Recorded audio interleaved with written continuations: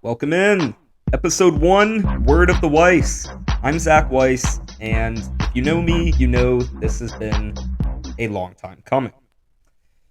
And look, I'm not gonna lie, I was pretty close to recording this last night after the KD news broke.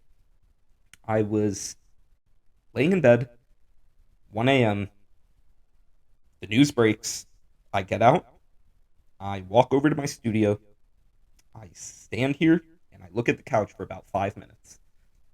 And I think, do I just say screw it and sit down and record the episode now? Because so many thoughts were going through my head, and I decided no. I'm gonna wait, see what happens the rest of the trade deadline day, and go from there.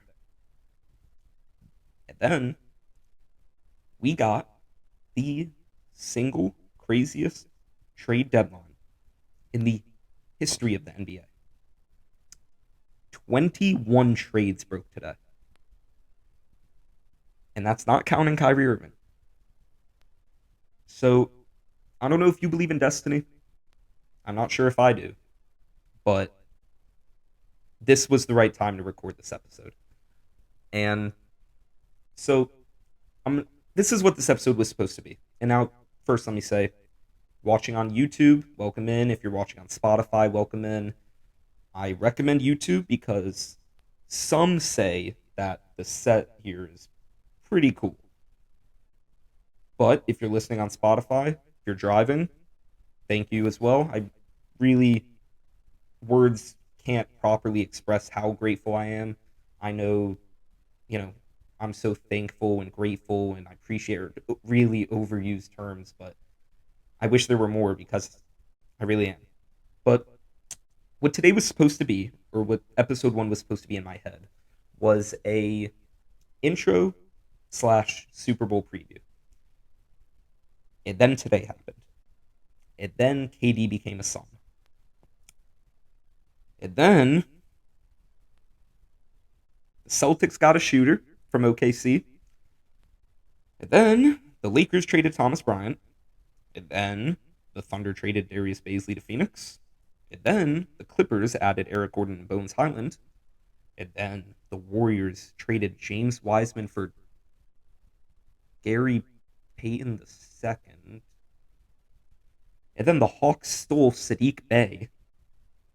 I could go on forever. But the point is, today happened, and today was insane, and now we have a lot to talk about. So, what today's going to be now, what this episode's going to be now, is quick introduction, few minutes, just who I am, what I want to do with this podcast, what it's going to be about, the content, what it's going to be. Then we're going to talk NBA trade deadline, and there's a lot to talk about. So I'm going to try to keep this under an hour. But we will see what happens. Then finally, we're going to do a Super Bowl preview. I'm going to give my official pick, and when we return Monday for episode 2, Super Bowl recap, we will find out if my first podcast game pick is correct or not, which of course it will be, but we will find out for sure. Okay. So, my name is Zach Weiss. I am a third-year journalism student at the University of Florida. I'm studying sports and media journalism. I am a reporter for the Florida Gators football team and men's basketball team. I am a sports editor and a radio producer at ESPN Gainesville. And look, I saying all that though, and the fact that I'm sitting in front of a mic or a pretty cool LED sign or any of this stuff doesn't mean that my thoughts have any more, merit than anybody else's. I don't.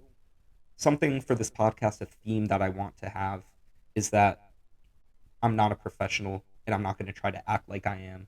I'm not going to try to be someone I'm not, because what I am is a college student who loves sports, among other things, which we will get into when I start talking about the content of the podcast, but primarily sports. And I just have too many thoughts for Twitter, and I need something to get them out there. And I hope that on your end, you get something out of it as well. And that brings me into what I want this podcast to be. And what I want it to be is what it is, what podcasts have been for me. If you're watching on YouTube, you know I just took a sip of water. If you're listening on Spotify, there you go. I want this podcast to be what podcasts have been for me. And what that is when I wake up in the morning, getting dressed, brushing my teeth, doing all the things to get ready for the day, I got a podcast on in the background I'm listening to. Keeps me entertained, keeps me lively, keeps me informed. When I'm driving home to Orlando, 2 hour drive, I throw on a podcast, makes it go by quick. When I'm sitting down to eat, throw on a podcast, watch it. The point that I'm trying to get to is that's what I want this to be for you guys. I don't want it to be me trying to sit up here and act like I'm a pro and just listen to me. You guys don't know blank. No, let's just have fun. I just want this to be entertaining. I want to have a good time. And look, the first episode was always going to be I don't want to say awkwardest, but also I don't think that's a word, but a little uncomfortable, a little stiff. I think stiff is probably a better word than any. But look, I'm gonna get more comfortable as time goes on. I already am starting to, as as I talk. So look, I hope I get into a groove with this. The goal is to start releasing at least 2 episodes a week. Lengthwise, I'm thinking around 40 minutes. You guys let me know. I'm hoping today's episode is about 40 minutes. And if it is, give or take, let me know. Too long, too short. Because I could probably do today's episode 2.5, 3 hours with everything that happened in the deadline, with the Super Bowl, but obviously I don't expect anybody to sit down for that. So I feel like 40 to 50 minutes is a good range. So let me know. But all right, let's talk about the content pyramid. So at ESPN Gainesville, we have a content pyramid, which is kind of a visualization of what we prioritize for content, right? Gator football's at the top. Gator men's basketball is after that. Moving down all the way to the Lightning and the Rays and the Bucks and the Heat, et cetera, et cetera. So I wanted to make my own, content pyramid for this. And I wish I had like a whiteboard or something to show you. I thought about doing that, but I just ended up not. So I am gonna describe it. Um, so first and foremost, at the very, very top of the pyramid, it's gonna be the NBA and the NFL. This podcast is gonna be 80% those two leagues. Everything that's going on in it, headlines, predictions, recaps, previews, everything, rankings, lists. And that's because that's what I want to get into. I want to spend the rest of my life involved in the NBA or the NFL in one way or another. Now, if you know me, you also know that in my heart of hearts, what I really know, what I truly love is NBA basketball. I didn't really start watching the NFL like I do now until 2 years ago, and that's because I grew up playing basketball. I played all the way through high school. Well, I suppose the more accurate way to say that is that I was on the high school team rather than played in high school. But point is, I grew up knowing and loving basketball, and I watched the majority of games for every single team in the league every season growing up until I really got into the NFL lately, which of course takes away, some of my time and attention from the NBA. So, point is, now I follow both pretty much as extensively as you can. At least I like to think so. So, that's what the majority of the podcast is going to be about. NBA, NFL. Headlines, rankings, lists, predictions, previews, reactions, recaps, all that. Then, right under that, is going to be college football and college men's basketball. Specifically Gator sports, because that's what I know better than other teams. I mean, SEC, a little less specifically, but, you know, not as wide scope as the entire college football or college basketball landscape. So, recent Gator games that I work, I'll talk about for a bit. And so NBA and NFL, NCAA, then another one of my true loves, and the reason that this is lower than the previous two on the pyramid is twofold. Firstly, because I feel like more people are probably listening for the previous two things than for this, and secondly, because I'm, professionally, it's more, beneficial to me, I guess, to talk more about those than it is this. But as far as passion goes, as far as genuine love for and enjoyment talking about goes, Marvel and DC are as high as anything for me. I go see every single Marvel movie that comes out, every single DC movie that comes out, opening night, all the shows on Disney Plus, and pretty much anything that isn't animated. I will say I'm not a big animated guy unless it's like What If. Um, but pretty much everything Marvel and DC I'm going to talk about, and that's going to be movie reviews, trailer reviews, rankings, villains, heroes. There is going to be a entire MCU ranked episode coming up, and that is going to be awesome.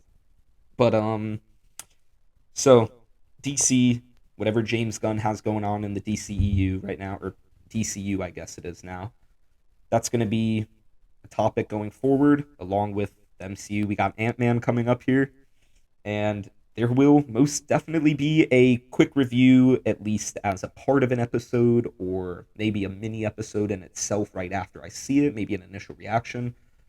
But that is next on the pyramid is Marvel and DC. And finally, under that, the last thing on the pyramid, or second last, but really last, I'll explain, is what I watched recently. So, in case you don't know me, if you do know me, then you know this. I am big into movies and TV. Whatever's, the big thing on TV, I'm watching. For example, right now it's The Last of Us, and episode 4 just aired on Sunday. We're getting episode 5 tomorrow. And it's awesome. But pretty much another thing that I will be talking about there is what I watched lately or what I've most recently seen. And it'll be a quick little segment of each episode, I guess, talking about, if I was doing it today, it would have been on the last episode of The Last of Us. House of the Dragon was a couple months ago. So, there's always a show I'm watching that isn't Marvel or DC that I just want to talk about and or recommend. So that'll be another thing. Then finally, the very last thing on the pyramid, and I'm not sure exactly what to label this as, but basically what I have it written down here in my bullet point is stuff going on in the world that doesn't feel right not to mention. So this isn't going to be a political podcast in the slightest. It's not going to be a news podcast outside of the things I previously mentioned. But if there is something going on in the world that I feel would be awkward not to mention, I'm going to mention it, if that makes sense. So that's the pyramid. That's the content. That's the podcast. That's me. And again, whether you're listening on Spotify or watching on YouTube, thank you, thank you, thank you. I'm really excited going forward to getting a groove with this and just to get things going. I'm trying to be professional, but sitting in this seat with this mic in this set, talking and really doing this, I beyond excited. And yeah, that's those are the words I have there. So okay, well, KD is a Phoenix Sun. 21 trades happened today in the craziest NBA trade deadline in the history of the league. So let's talk. It's 1 a.m. Breaking. The Phoenix Suns are closing in on a trade to acquire 13-time NBA All-Star Kevin Durant from the Brooklyn Nets. My initial reaction last night was, who is stopping Phoenix? Because try for a second to come with me back to last night, before the Clippers did what they did, before the Lakers did what they. No, the Lakers trade was before this trade. You see, this is why I have my computer here, because when I have brain farts like this, I can easily check. Yes, the Lakers trade was before the Suns trade. Okay. But before what the Clippers did, before what anybody did today, come with me back to 1 a.m. last night. My initial thought was, who is beating Phoenix? Because you look in the West right now, and the Clippers just lost to a Luka-less Mavs team in Kyrie's first game. The Lakers are not a playoff team right now. Again, back to last night, my thought process then. There are no world beaters in the West. Memphis can't seem to win games lately. The only team playing really well this season is Denver. And I'm not going to pick Denver to beat this Phoenix team in a series. Not then, not now. So, that was my initial thought. Then, it was, what are the Nets getting back? And it's a haul. It is a haul. But I know what people are going to say, and what people have been saying. The Wolves got more for Gobert. The Wolves gave more for Gobert, I should say. How could the Nets only get this and that and this and that when Danny Ainge got all of that for Rudy Gobert? And this is what I have to say about that. What Brooklyn did last night is reset the NBA marketplace back to where it should be, back to where it's right. What they got for Kevin Durant is a good haul for Kevin Durant. 4 unprotecteds, a swap, Mikal Bridges, and Cam. That's a good package. Cam Johnson. There we go. If you were watching on YouTube, you saw the blunder. If you didn't, you are not. So maybe you should listen on Spotify. Point is, Cam Johnson, Mikal Bridges, 4 unprotecteds, and a swap is a very good package for Kevin Durant. Now it looks worse because of the idiocy of the Minnesota front office, which was further displayed today. We'll get into that. But what the Nets did is they reset the marketplace. And it's similar to what the Browns are doing with Deshaun Watson, or what the Browns did with Deshaun Watson, is when they gave him that contract, that fully guaranteed deal, the whole marketplace was screwed up because now everybody wants fully guaranteed deals. When what they did is it's irresponsible, it's frankly kind of idiotic. It's no general manager in their front mind is giving a quarterback a fully guaranteed deal for that much money over that period of time. But after they did, guys like Lamar are thinking, okay, I'm as valuable as Deshaun Watson. I've been on this team for this long. I've won an MVP. Why shouldn't I get a fully guaranteed deal? And if you're the front office of Baltimore, you got to think, well, Cleveland, why? Look what you did. You screwed everything up. Now everybody's going to want contracts like that. And they're right. And that's why Deshaun Watson is why the Lamar in Baltimore thing is happening the way it is. And when the Timberwolves traded for Rudy Gobert and gave up what they did, and let's see what it was that they gave up. Because, God, was it? Okay. Oh, man. The Timberwolves sent Malik Beasley, Pat Bev, Leandro Barmero, Walker Kessler, who has been better than Gobert this season. Statistically, Walker Kessler has been a better player than Rudy Gobert this season. And Jared Vanderbilt, who's now a Laker, along with 4 firsts and a pick swap. So for Rudy Gobert, you traded the same exact amount of picks that the Nets got back for KD and Walker Kessler, who isn't Mikal Bridges, but is a really good young player. Those packages, what the Nets got back and what the Jazz got back, aren't that different. And they should have been. They should have been very different because Rudy Gobert is not a tenth of the value that Kevin Durant is. It's because the Wolves front office made an awful trade. And the Nets reset the market back to what it should be. So There's two fronts to look at that trade on, as is with all trades. Phoenix, Brooklyn. Let's talk about Phoenix first. First off, let's say Kevin Durant does win a ring in Phoenix. How much does that elevate him in your eyes?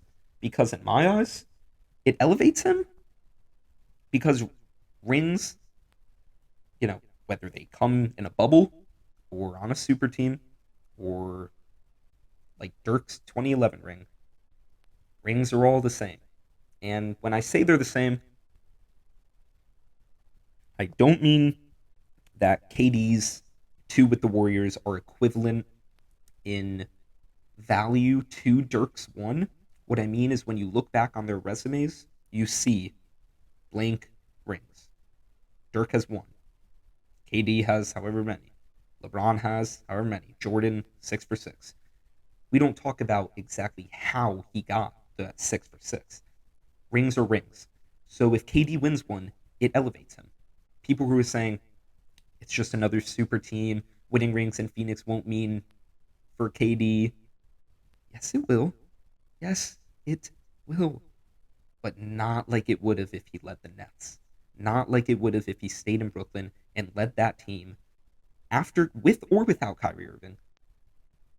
Now, this is post James Harden. With or without Kyrie, if he led that team to the finals and won, it would have been more valuable than if he does with Phoenix. But if he does win one with Phoenix, it's valuable.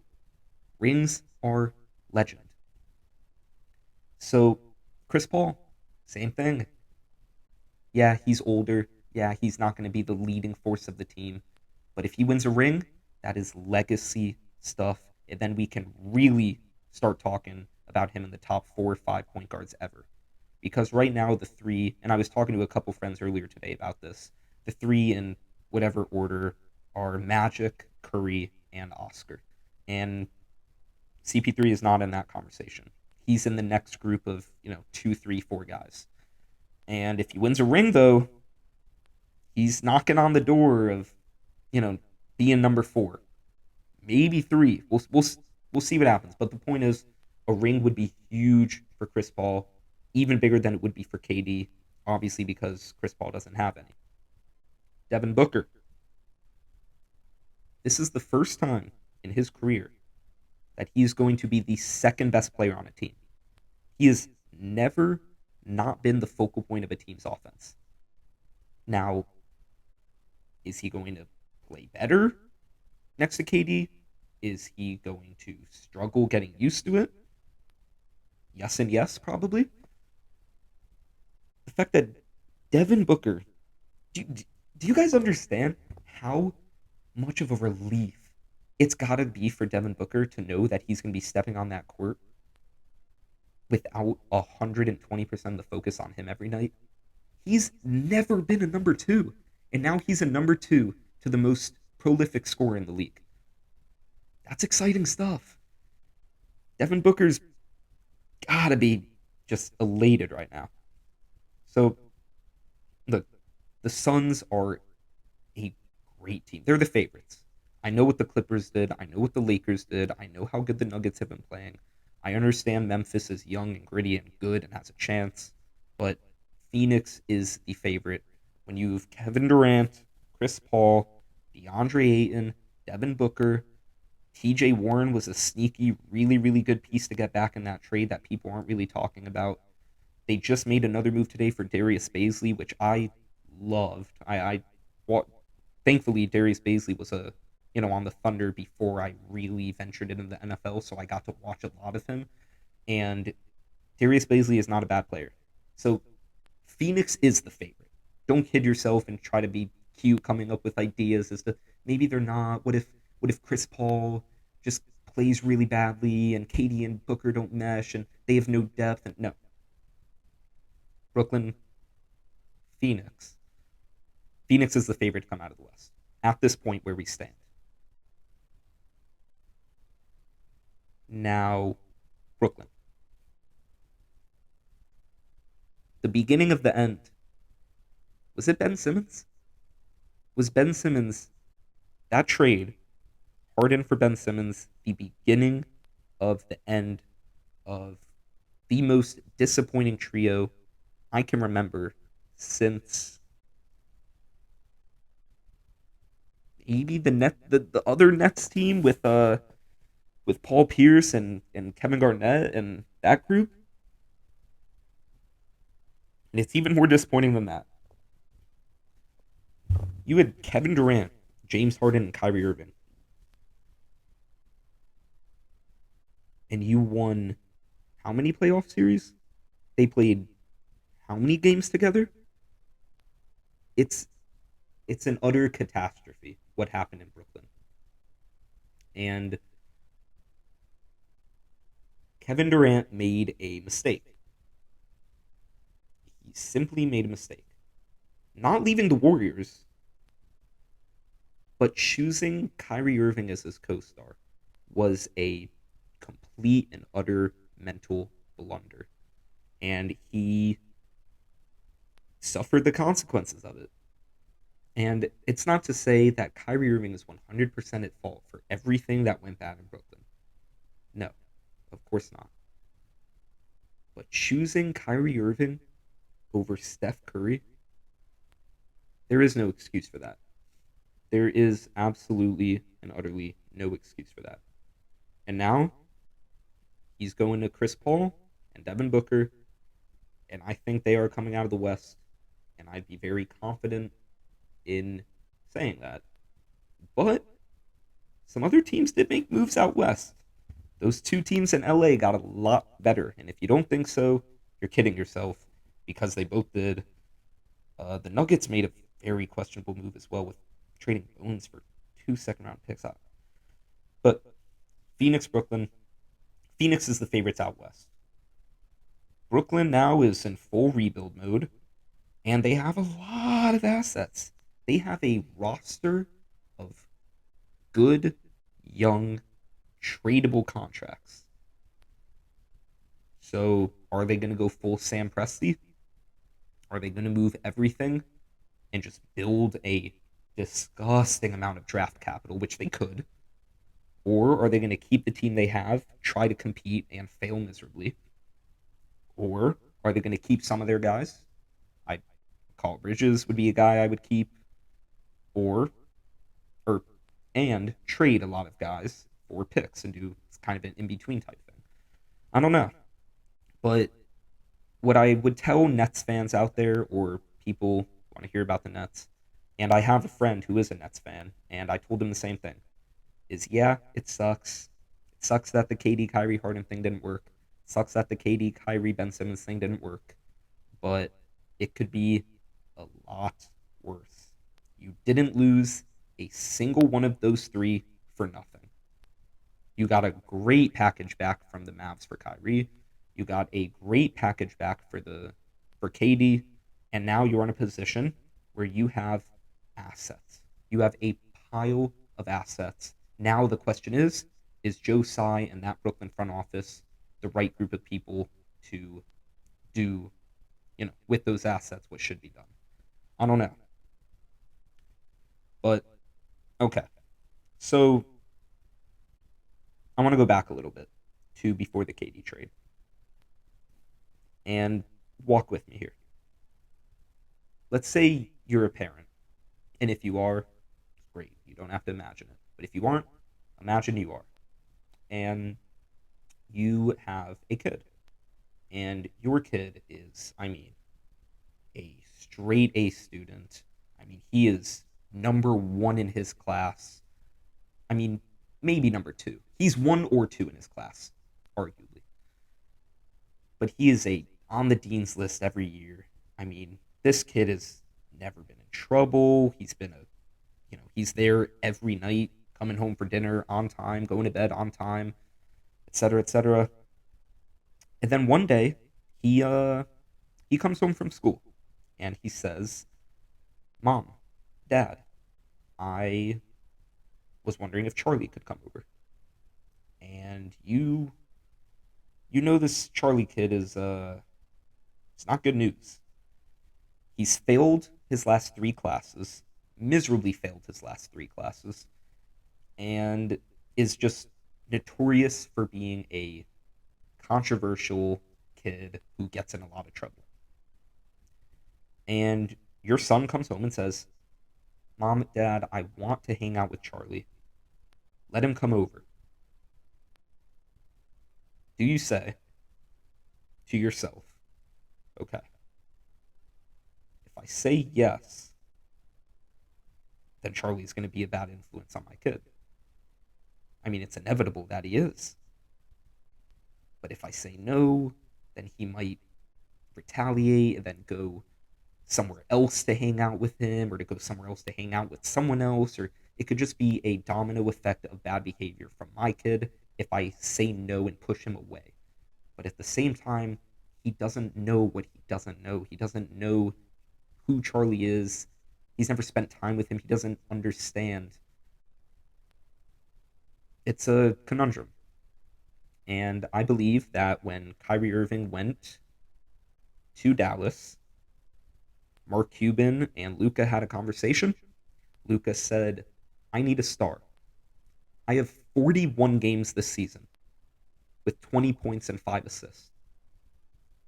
The second closest Maverick in games with 20 points and 5 assists is Christian Wood with 2. And I believe Mark Cuban said, okay, you want us to trade for Kyrie Irving? Okay, if I say no, he is a free agent in 3 years, and last thing I want is for him being mad at us. But Kyrie, Luka, do I really want Kyrie and Luka hanging out? And he fell to the pressure. He fell to the pressure of the hypothetical scenario of Luka getting angry and walking out. But here's the thing. Luka signed for 3 more years. He's not going anywhere, and he is not sitting for 3 years. So what you did is you traded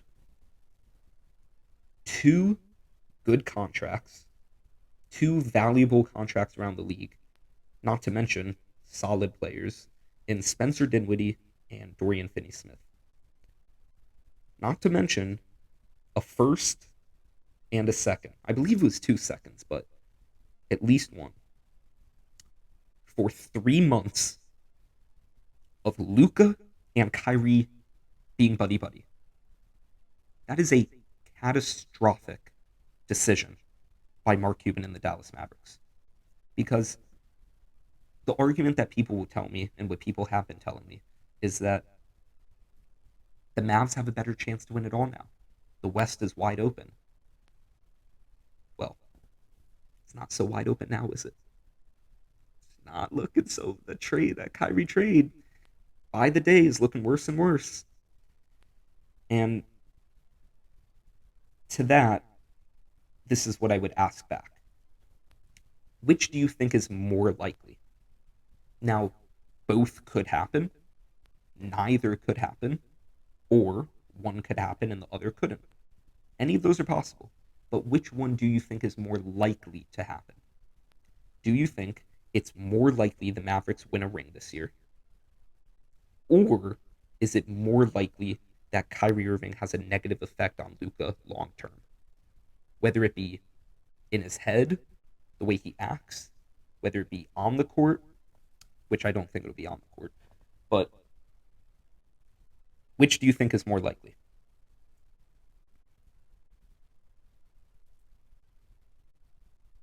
I would argue it's the second. I thought this when they made the trade, and I think it tenfold now. They are not winning the West. Never mind a title. And if you think Kyrie's going to re-sign in Dallas, it's possible, but I wouldn't feel too confident in that. And here's the thing about that. If Kyrie signed before the season ends, he can only sign a 2-year max extension. They can't sign him to a 4-year max right now. They would have to wait until the offseason to do so. And Kyrie doesn't want a 2-year. That's the whole reason why the Brooklyn thing didn't end up working out. Kyrie wants the big 4-year deal.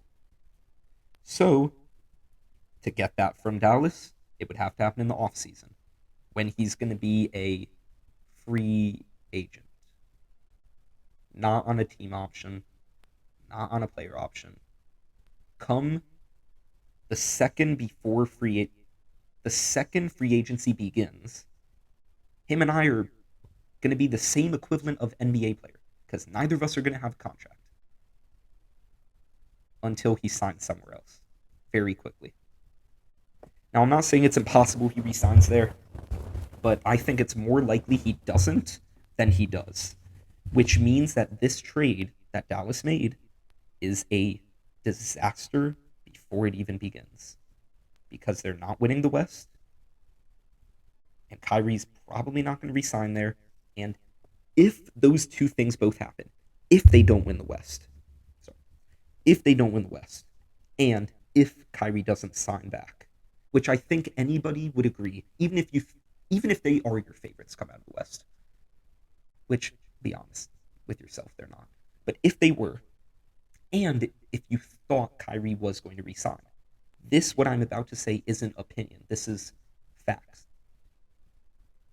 If they don't win a ring, and if Kyrie doesn't resign, if he leaves in free agency, which I would argue those are both the more likely scenarios, then this trade could be the end of Luka in Dallas. Because what you just traded in Dinwiddie and Dorian Finney-Smith is pretty much all the value you had on the team outside of Luka and Christian Wood, which obviously Luka I'm not even going to count in there because he's untouchable. But now Christian Wood is the only actual valuable asset you can get things back for on the team. So next season it's going to be Luka and Christian Wood without the trade. To start next season, if they would have kept Dinwiddie and Dorian Finney-Smith, at the start of next season, they would have had Dinwiddie on a $20 million expiring contract, very tradable, get assets back. They would have had Dorian Finney-Smith on a 2-year contract. I want to say $18 million a year, give or take. Good, tradable, young, valuable asset. And now they have none of that. Not to mention a future first and seconds. For 3 months of Kyrie and Luka hanging out.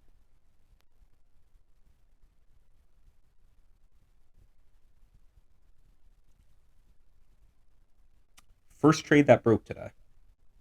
At least the first trade that I saw. The Boston Celtics. I don't know if you noticed the green or the green or the really large amount of other green things, and if I turn the camera in my room that I'm not noticing. But I am from New England. I don't know if I mentioned it, but I am from Connecticut. I grew up there until I was about, God, that would have been 11 years old because I moved down to Florida 10 years ago. And so I may or may not be a bit of a fan towards New England sports teams. Possibly. But Celtics made a move for Mike Muscala today, and I'm going to go through the rest of the trades for today and talk about them. But, some deserve more conversation than others, and this is one that does not deserve that much conversation, but it is worthy of mention.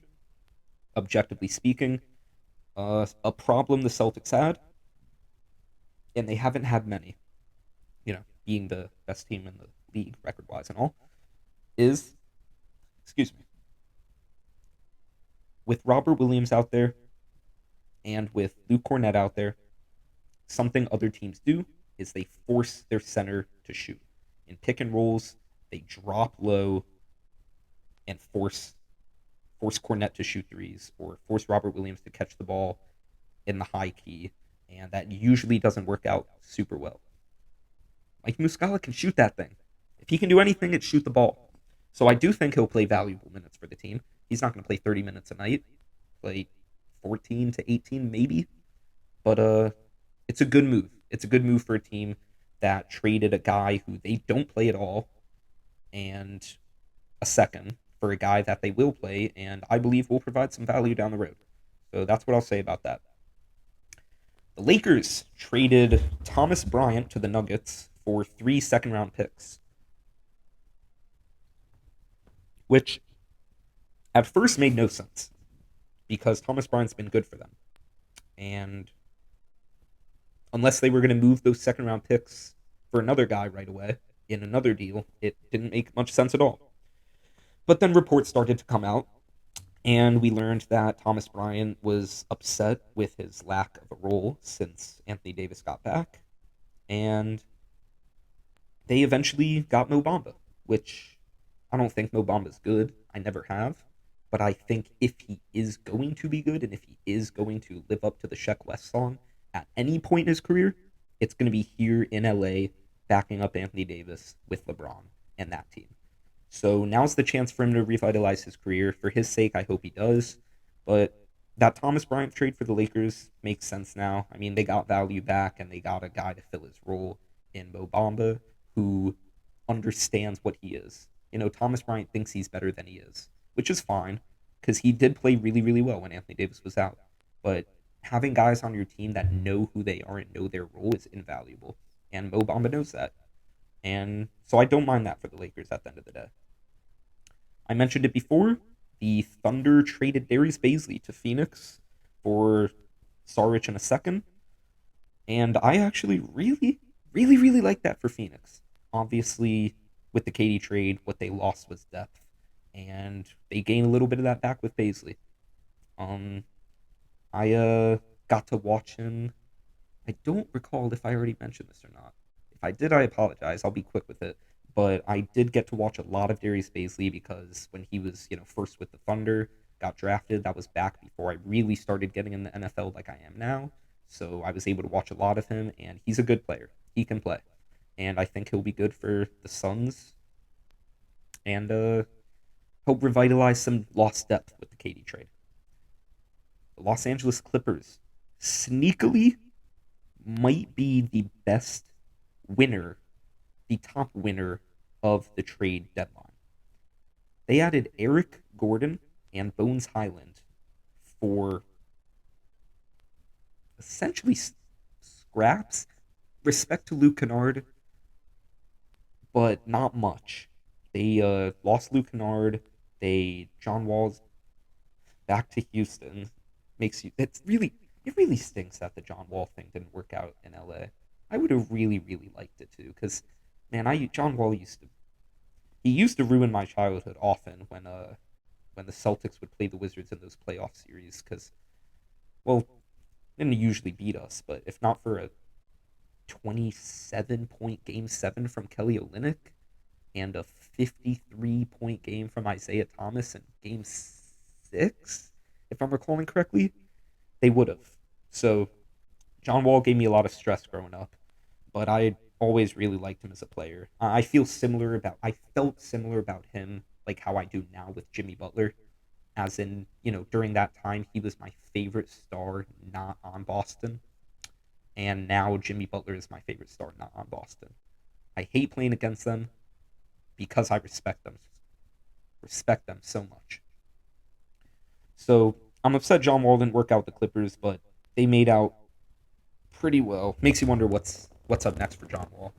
I hope he finds a team, but I'm not sure he will unless he really just accepts a 10 to 12 minute a night role, which I don't know, man.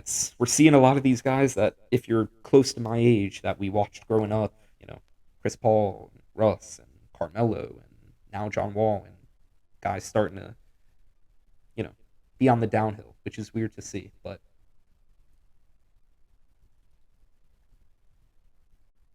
Clippers made out very well. Eric Gordon is a good to very good rotation guy. Bones Highland I can't wrap my mind, excuse me, around that Bones Highland move. I mean, the Nuggets have been exceptional this season, and the saying why fix what isn't broken. God, I can't talk right now. But they decided to try to fix something, I guess, because they traded Bones Highland for seconds, and I really, really like Bones. And I think the Clippers now, moving John Wall, bringing in Bones, are they giving him the keys to the point guard spot? Or is Russell Westbrook staying in LA? Just with the other LA team. I don't think they should bring in Russ.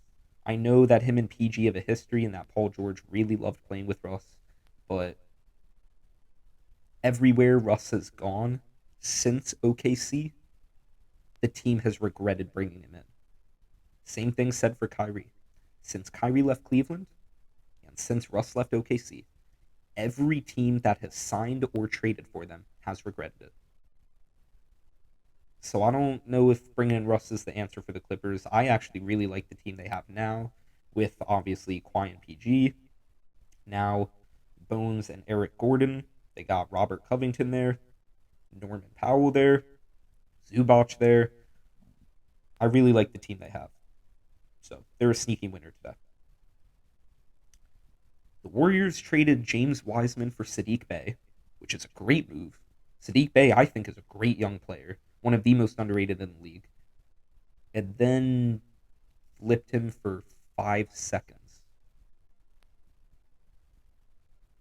So, oh, there's more. And then they moved the seconds for Gary Payton. So the Warriors traded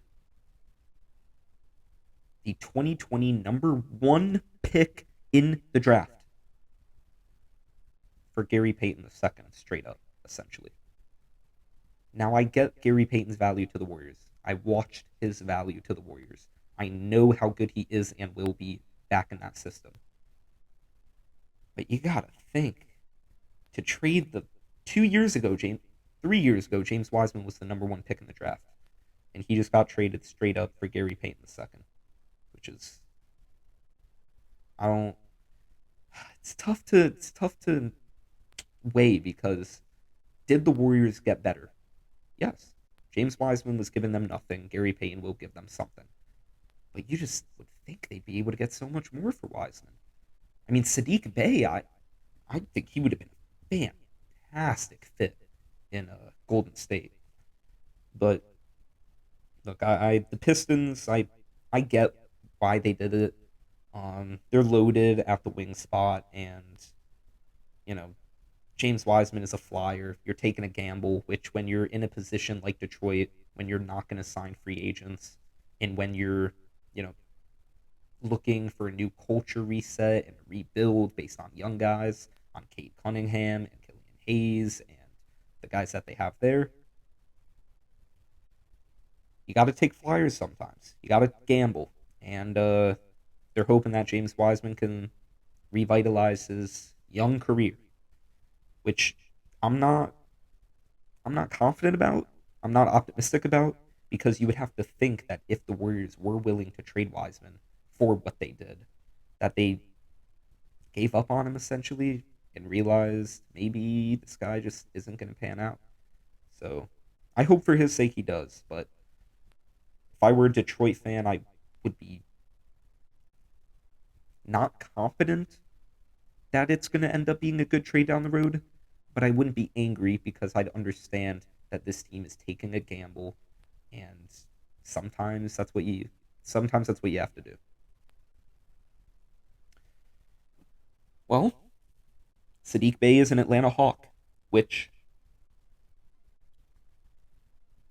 is awesome for Atlanta, who has been utterly mid this season. Um, I think Saddiq Bey is going to be great in Atlanta. I think they miss Bogdanovich a lot, and I think that he is going to be Saddiq Bey. That is exactly what the Hawks have to order. I think if you are to write off the oh, I am sorry, actually. See, this is why I have the computer here. Bogdanovich is still on the Hawks. I'm thinking of somebody else they lost in the offseason, who was on their team last season, that they've been missing. The name is the name is escaping me, but you probably know. Point is, I really do think Saddiq Bey is going to be great at Atlanta, because I think he's a great young player. I think he's a great 3-and-D wing, and I was pretty stunned when he got moved for merely second round picks. So Lakers traded Pat Bev. Pat Bev, everybody's favorite Mr. 94 feet to the Orlando Magic for Bamba. Um, I think that one's simple. One team's problem for another team's problem. Mo Bamba's been bad for the Magic. Pat Bev stinks. So the Lakers are getting out of that ordeal, and the Magic are gaining an expiring contract who will be gone in the offseason, if not dropped to the waivers in the next few days here. I think reports are actually already coming out that Minnesota has interest in bringing Pat Bev back, which I what can I say about Minnesota? You know what? Actually, I didn't mention anything about the Laker trade, did I? About the three-team trade. Let me go ahead and I'm not going to spend long on it because I'm already probably running way over time than I plan to. But I am going to say something about it. Okay. Lakers got D'Angelo Russell, Malik Beasley, and Jared Vanderbilt. Utah, Russell Westbrook, JTA, and a first. Minnesota, Mike Conley, Nikhil Alexander Walker, and 3 seconds. Lakers won the trade. I mean, the Lakers got substantially better. And if you don't think so, then you are purely, I don't want to say hating on the Lakers, because hating on is a vastly overused term that kind of gets annoying sometimes, but in this scenario, it fits. Because there's no way you can look at this trade and look at what the Lakers did at the deadline with Hachimura and these three guys they're bringing in and think they didn't get substantially better and that they aren't a true threat out west. And am I picking them to win it all? No. Do I think that the Suns are clearly the better team? I do. Do I think the Nuggets are better? Probably. Do I think the Clippers are better? Probably. But the Lakers, do I think Memphis is better? I get the point is the Lakers are officially in the hunt. And don't be surprised if, the next 2 weeks, things are up and down. People are getting used to playing with each other. But don't be surprised if by season's end, the Lakers are fighting for home court advantage and are as big of a threat as just about any other team in the West outside of Phoenix is. Didn't mention the Pelicans either, but same ordeal.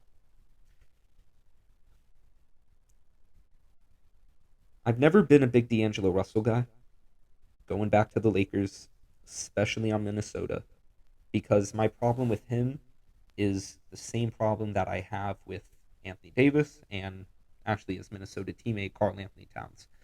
And this is purely eye test. There's two ways to really evaluate players in the NBA or really in any sport. Eye test, just what you see, what you watch, and numbers. And there are no numbers to back this up. So this is purely me and what I watch and what I think. And I don't see urgency when I watch D'Angelo Russell play, especially not Minnesota, not really at his first stint with LA. Same with Anthony Davis, same with Cat. I feel like they enjoy winning more than they hate losing, if that makes sense.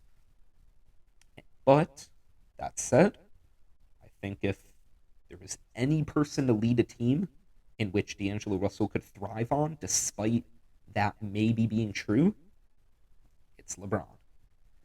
So I do think D'Lo, excuse me, can have a lot of success in LA, and I think the Lakers will drastically improve because of his coming. And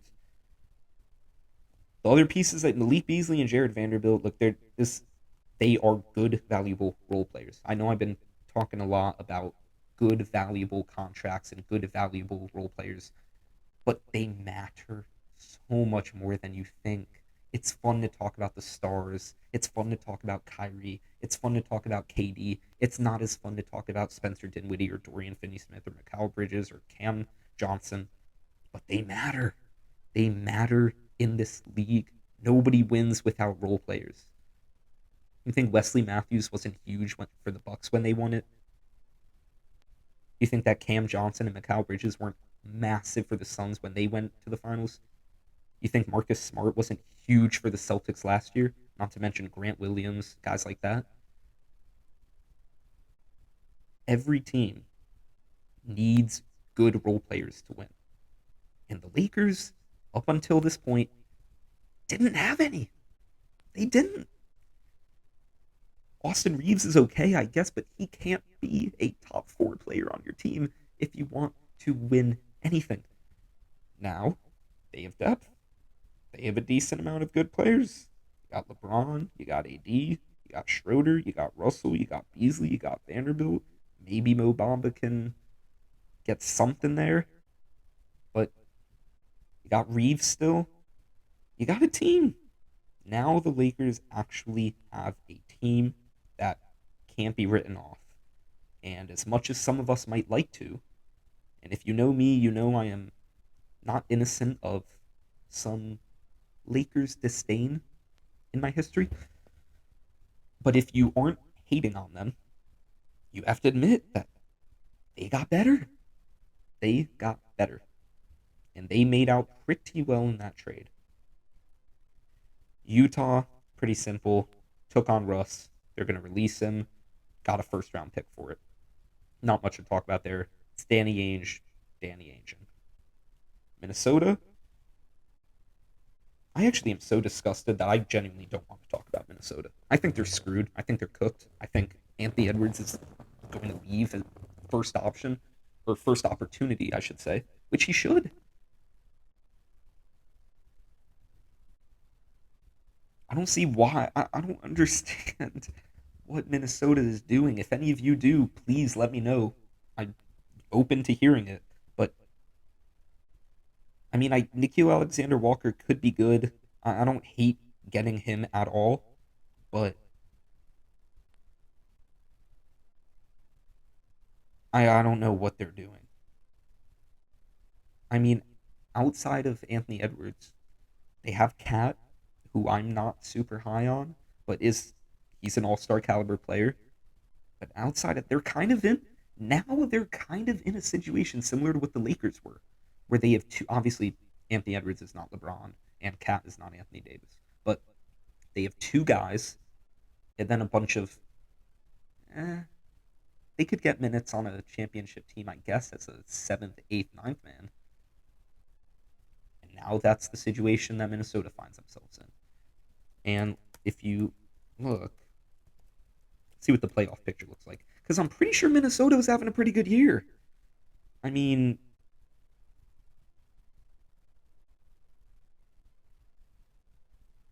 all right, let's see. Playoff bracket. All right.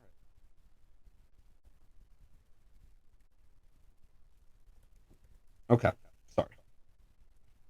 Yeah. The Timberwolves are currently, not sure why that took so long. They're the 8 seed. They are a playoff team right now, and they just got substantially worse.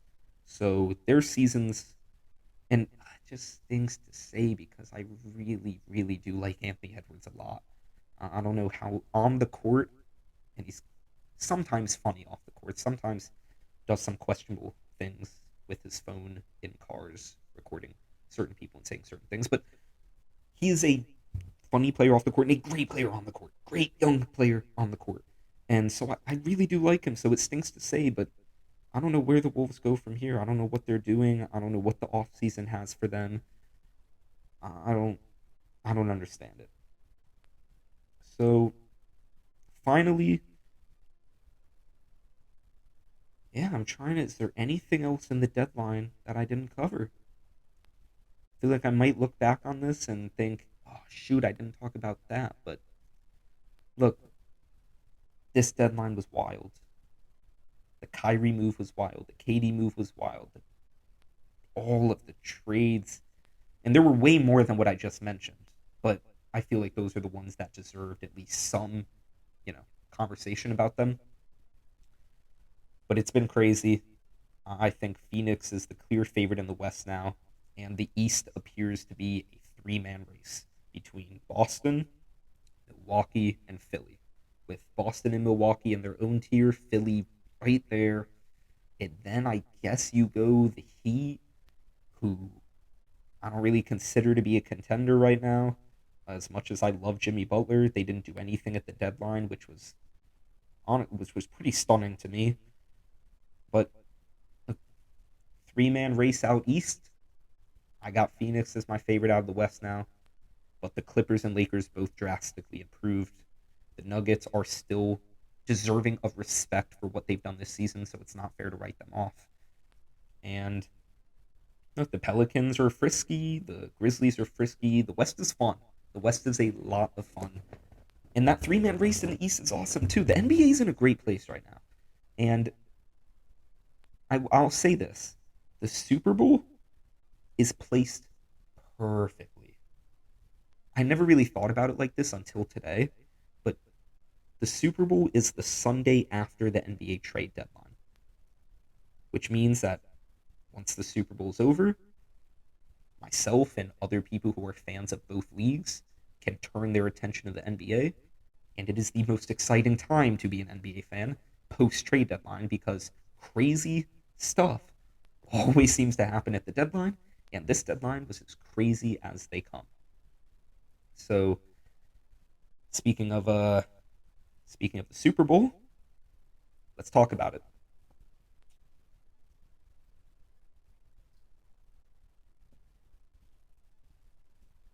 Kansas City Chiefs and the Philadelphia Eagles play this Sunday in the Super Bowl.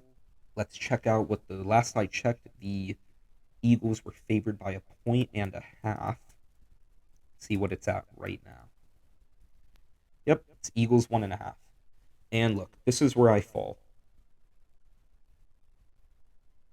I remember sitting in the living room the second after the Chiefs beat the Bengals, right as the right as the clock hit zero. And after I vigorously made fun of my roommate, who's a big Joe Burrow fan, I subsequently followed that by making a way too early pick. And that was, I don't see how either of these teams could beat the Eagles. What the Eagles just did, how they just ran through the playoffs, I got to go with the Eagles. But every single day since then, leading up to this moment right now, I've just been less, less, less, less confident in that. Let me ask you something. What do these quarterbacks have in common? Patrick Mahomes, Josh Allen, Joe Burrow, Lamar Jackson, Justin Herbert. What do those guys have in common?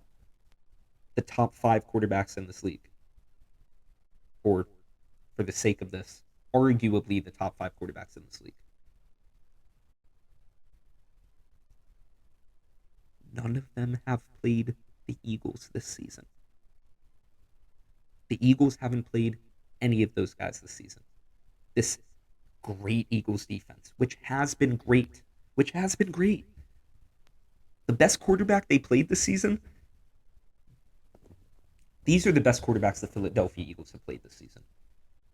Trevor Lawrence, who turned the ball over 5 times, and the Jags still scored over 20 points in that game where they turned it over 5 times against this Eagles defense. Jared Goff, who threw for, oh God, let's see what Jared Goff did to the Eagles when they played. Because I know he scored 35 points on the Eagles' great defense. And Jared Goff had a good season. My roommate's a Lions fan, so I've heard all about how good of a season Jared Goff's had. But 35 points isn't great. And the Eagles played Aaron Rodgers. Let's see what the score of that game was. Packers scored 33. So the best quarterbacks that the Packers have played, that the Eagles have played this season, have been Trevor Lawrence, who turned the ball over to the defense 5 times and still was able to score over 20 points. The Packers and Aaron Rodgers, who scored 33, and Jared Goff, who scored well over 30. And Patrick Mahomes is as great as they come. And the more I think about it, the less confident I get that this Eagles defense is ready for a guy like Patrick Mahomes in a Super Bowl. Now, that said, Chiefs have a lot of question marks. First and foremost, his ankle. I think he'll be at 100%. And the reason for that is, and I shout out to Nick Wright, who had this take. He's who I heard this from. And I actually think it makes a ton of logical sense. And that is, last game, he looked against the Bengals, he looked a bit hobbled. He ran for that clutch first down late in the game, of course, but you could tell he wasn't 100%. And what Nick said is that maybe Mahomes didn't use as much numbing medicine, I should say, as he could have because he didn't want to risk further injury. Because if your foot is completely numbed and you get hurt in that game, you're not going to feel it. You're not going to know until after the numbing subsides. So that's at risk of getting hurt a lot worse and not being able to play in the Super Bowl. Now, there is no next game. So I think if it's not 100%, then he's going to numb the you know what out of it, and he's going to be playing at 100% whether his ankle's healthy or not in the Super Bowl. So there's that. Another thing for the Chiefs is their wide receiver core is pretty banged up right now. We can check their current injury report, but last I checked, Kadarius Toney, Juju, and Mecole Hardman were all questionable. So this is what the latest injury report says. Kadarius Toney was limited at practice. Oh, Juju was a full participant, so it looks like Juju is going to be playing. And I don't see Mecole Hardman there, so he might be good to go. But yeah, I mean the Chiefs are getting healthier. Um, yeah, KT is limited. Mahomes was a full participant today. Um, Pacheco was a full participant. Look, the Eagles have had a better season. The Eagles have been the best team all season statistically. They earned what they got. They earned their way to the Super Bowl. That is true. Now, what can also be true and is that they played pretty subpar competition to get to the Super Bowl. In the first round, they had a bye, of course. And their second round was against Daniel Jones. And their third was against Josh Johnson. So while Phillies played Daniel Jones and Josh Johnson to get to the Super Bowl, Kansas City's played Trevor Lawrence and Joe Burrow. So the Chiefs have the better quarterback, who I believe will be playing at 100%, whether he truly is or not. And they've been more prepared for this because of who they've played to get here.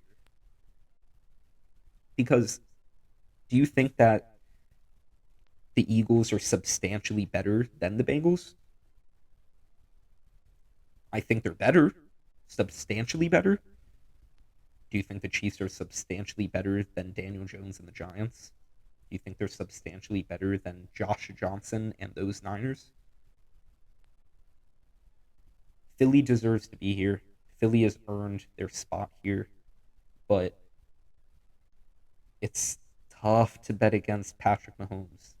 And if you're going to, you better have some reasoning, logical reasoning, and evidence and numbers to back that up. And right now, I know they've played extremely well in these playoffs, and it isn't fair to say if they played the Chiefs in one of those rounds, they wouldn't have won. If they played Minnesota instead of the Giants, if they played, Dallas instead of San Fran, they wouldn't have. It's not fair to say any of that, no.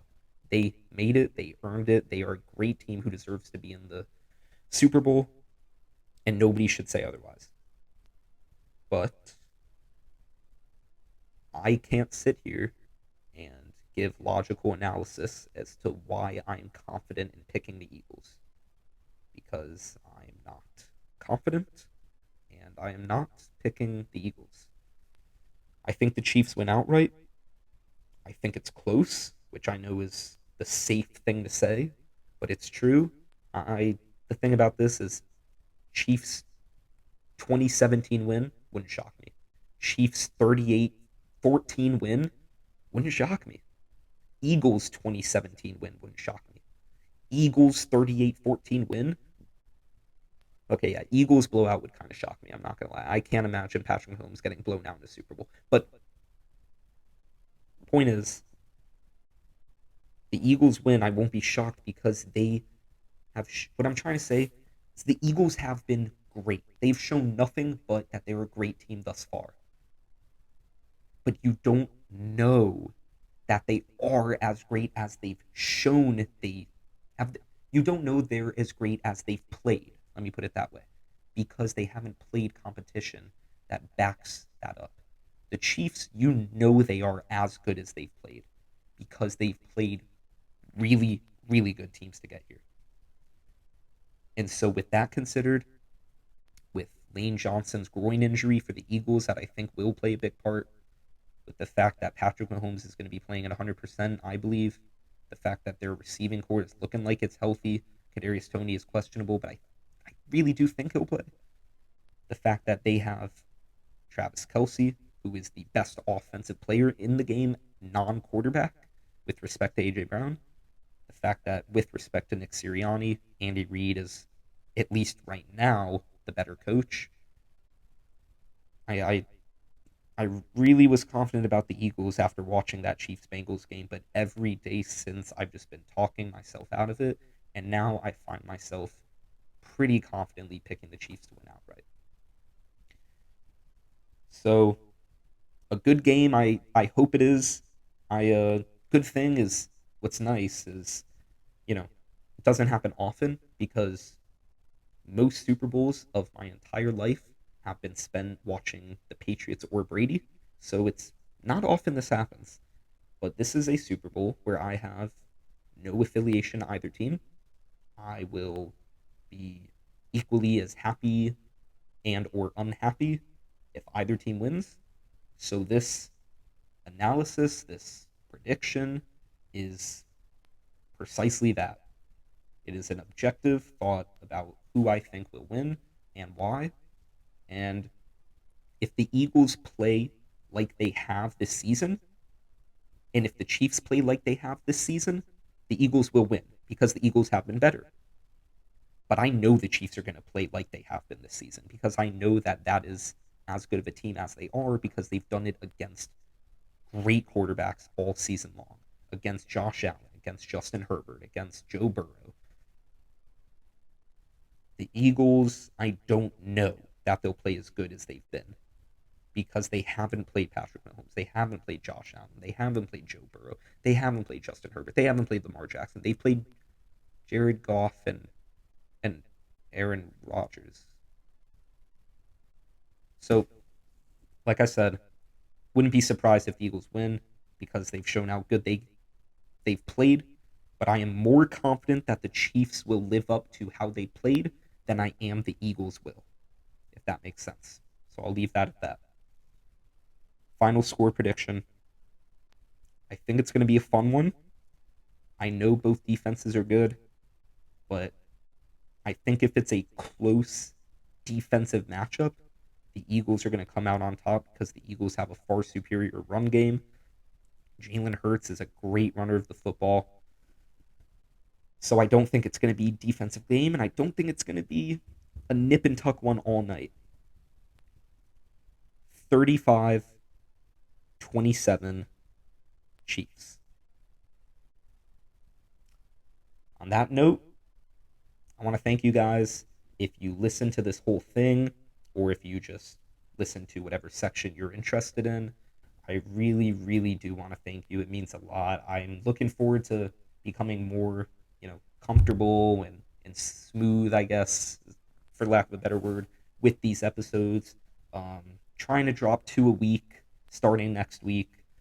They're not all going to be this long. They're not all going to be recapping the craziest trade deadline in NBA history and previewing a Super Bowl and introducing the podcast.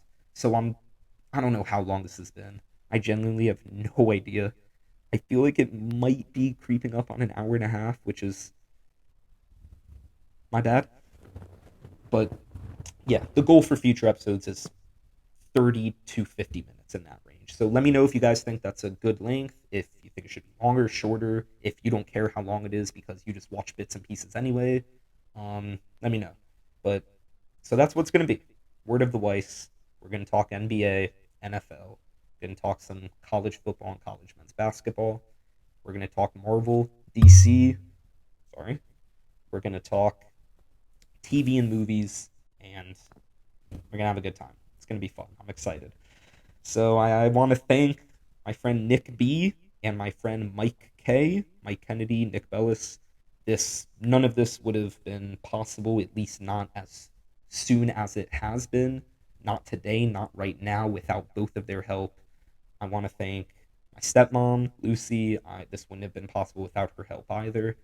And just my mom for bringing this couch from Orlando, from our garage, specifically for this, just a couple days ago.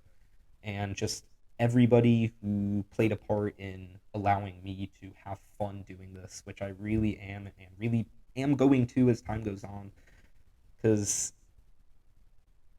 this is awesome. This is what I love to do. I don't want to get cringy or sappy or cliche or any of that, so I'm going to stop it here in a sec. But this really is what I love to do, and whether you listen to a minute of it, to the whole thing, whether you just like the post on Twitter or Instagram or anything, whether you're listening on Spotify, whether you're watching on YouTube, it's going to be fun, and I'm excited to get going.